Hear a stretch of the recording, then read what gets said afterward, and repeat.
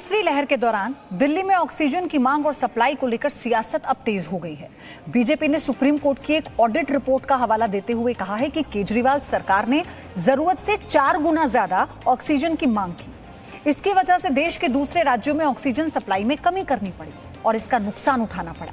BJP के इस आरोप के ठीक बाद दिल्ली के deputy CM Manish Sisodia press conference करते हैं और ये दावा करते हैं कि ऐसी तो कोई रिपोर्ट अभी आई ही नहीं है और रिपोर्ट आनी अभी बाकी है। यानी दिल्ली में ऑक्सीजन की सप्लाई पर बीजेपी और केजरीवाल सरकार आमने सामने है। केजरीवाल का जवाब आ गया। इसी बीच एक और बड़ी खबर आ रही है इसी मामले से जुड़ी हुई। ऑक्सीजन मांग पर बीजेपी के आरोपों पर अब मुख्यमंत्री केजरीवाल ने जवाब दिया है। 2 करोड़ की सांसों के लिए लड़ा, ये मेरा गुनाह था, ये कहा है। एक इमोशनल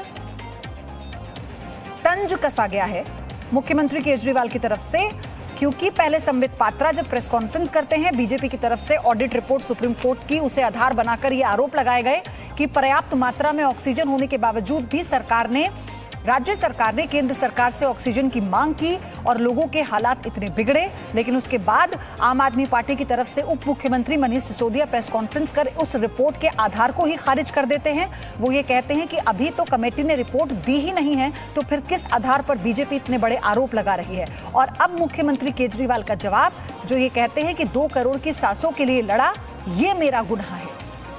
ऑक्सीजन मांग पर बीजेपी के आरोपों पर केजरीवाल ने जवाब दिया है, पलटवार किया है और एक इमोशनल तंज कसते हुए कहा कि मैं 2 करोड़ की सांसों के लिए लड़ा, ये है मेरा गुनाह। ये ट्वीट है जो मुख्यमंत्री केजरीवाल ने किया। मेरा गुनाह, मैं अपने 2 करोड़ लोगों की सांसों के लिए लड़ा। जब आप चुनावी रैली कर रहे थे, मैं रात भर जागकर ऑक्सीजन का इंतजाम कर रहा था। लोगों को ऑक्सीजन दिलाने के लिए लड़ा, गिड़गिड़ाया। लोगों ने ऑक्सीजन की कमी से अपनों को खोया है। उन्हें झूठा मत कहिए, उन्हें बहुत बुरा लग रहा है। तो ये एक बड़ा तंज कसा है मुख्यमंत्री अरविंद केजरीवाल ने उन पर लगे आरोपों पर। केंद्रीय मंत्री प्रहलाद पटेल ने भी केजरीवाल सरकार पर निशाना साधा। प्रहलाद पटेल ने कहा है कि आपदा में क्रूर बने रहना दिल्ली सरकार की पहचान बन गई है। जिस रिपोर्ट को मनीष सिसोदिया ने फर्जी करार दिया, प्रहलाद पटेल ने उस रिपोर्ट को भी पूरी तरह से सही बताया। दिल्ली सरकार आरोपों के घेरे में है, लेकिन उप मुख्यमंत्री मनीष सिसोदिया ने कहा है कि बीजेपी जिस रिपोर्ट का हवाला दे रही है वो रिपोर्ट अस्तित्व में नहीं है। प्रहलाद जी, रिपोर्ट है, रिपोर्ट दिखाई जा रही है, फिर भी दिल्ली सरकार कह रही है कि आप लोग तो राजनीति कर रहे हैं और फर्जी रिपोर्ट पर बात कर रहे हैं। मैंने ट्वीट तो किया ही था कि आपदा में भी इतना क्रूर तरीका अपनाना ये दिल्ली सरकार की पहचान बन गई। कूटनीति के एक वाक्य है, शाही शान से झूठ बोलना कूटनीति है। दिल्ली सरकार, उनके नुमाइंदे, ये सारे के सारे लोग इसी वाक्य का उपयोग कर रहे हैं। शाही शान से झूठ बोलना कूटनीति है। लेकिन इस महामारी में ऐसे वक्त में झूठ बोला गया जब कई राज्यों को ऑक्सीजन की जरूरत थी, बड़ी दिक्कत हुई। रिपोर्ट भी मुझे लगता है कि ये दुष्प्रचार के माध्यम से चीज़ों को हासिल करने के आदी हैं। इस रोग से बाज आना चाहिए आप पार्टी को और उनके नेताओं को। इस रिपोर्ट में यह भी कहा गया है कि 12 राज्यों नहीं, मुझे लगता है वो रिपोर्ट बिल्कुल सही है और जिस प्रकार से अन्य राज्यों को इनके इस तृष्णा के कारण, शरण के कारण भुगतान भुगतना पड़ा है, ये इससे ज़्यादा अमानवीय कुछ और नहीं हो सकता। बिल्कुल, तो ये अमानवीय है, ये कहना है प्रहलाद पटेल का। ब्रह्म प्रकाश दुबे, जी मीडिया, दिल्ली।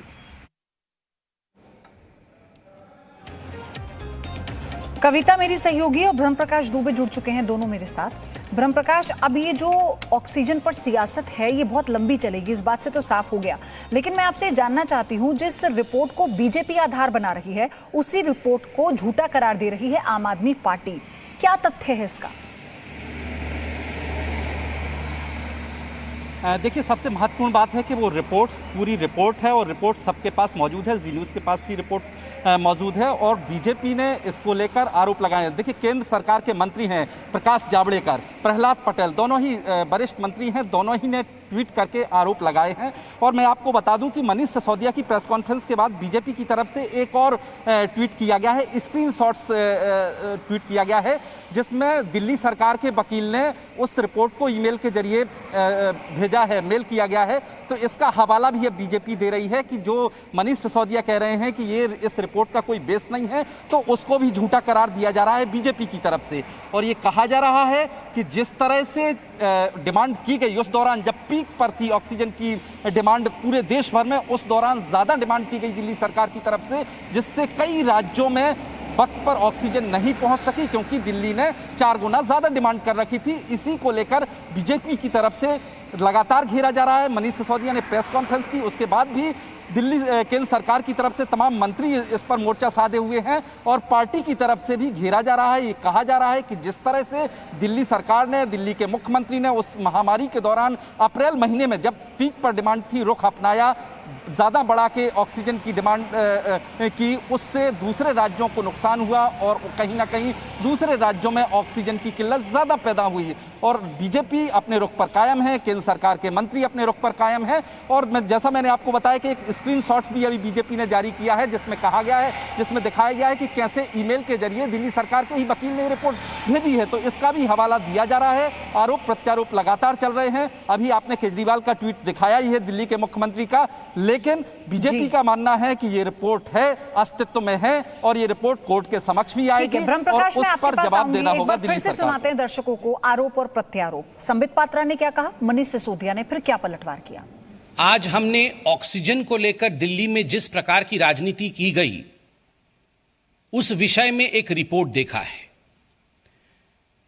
आप सबने देखा होगा कि अप्रैल 25 से लेकर मई 10 तक ये जो समय था, ये जो कालखंड था, उस समय कहीं ना कहीं जो सेकेंड वेव था वो अपने चरम पर था, वो अपने उत्कर्ष पर था।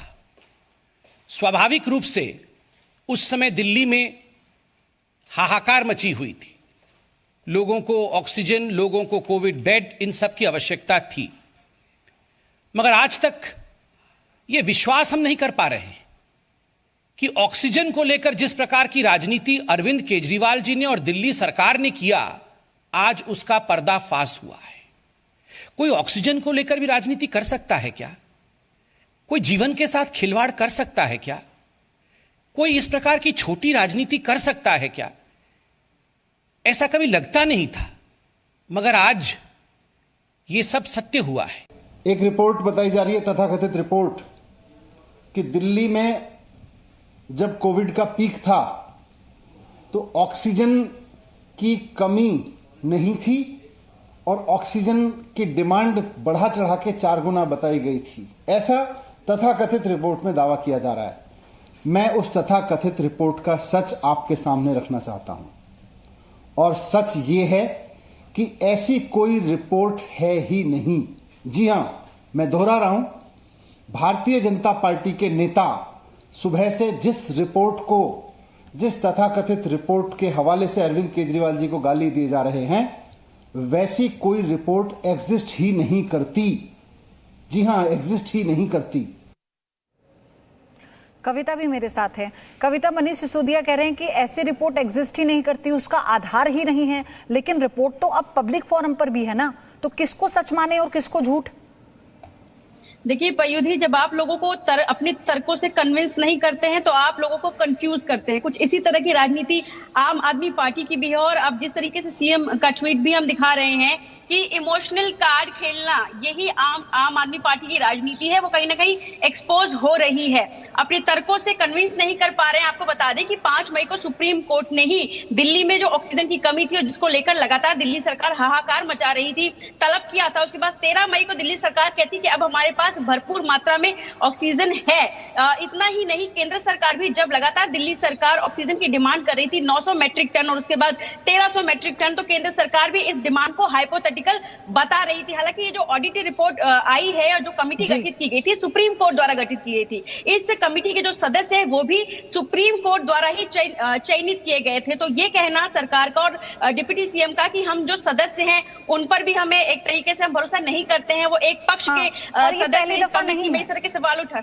जी कविता, ये पहली दफा नहीं है जब दिल्ली सरकार की तरफ से या तो किसी कमेटी के सदस्यों को लेकर या फिर किसी और ऐसी विश्वसनीयता वाले दस्तावेजों पर या फिर किसी बात पर सवाल उठाए गए हो। लेकिन अभी सवाल ये उठता है कि अगर ऐसा वाकई में ही है तो फिर क्या इसकी जवाबदेही सरकार की नहीं है, राज्य सरकार की नहीं है? धन्यवाद आप दोनों का। ब्रह्म प्रकाश आपका, कविता आपका ही। Presenting B News app available on Google Play and App Store. Download it now.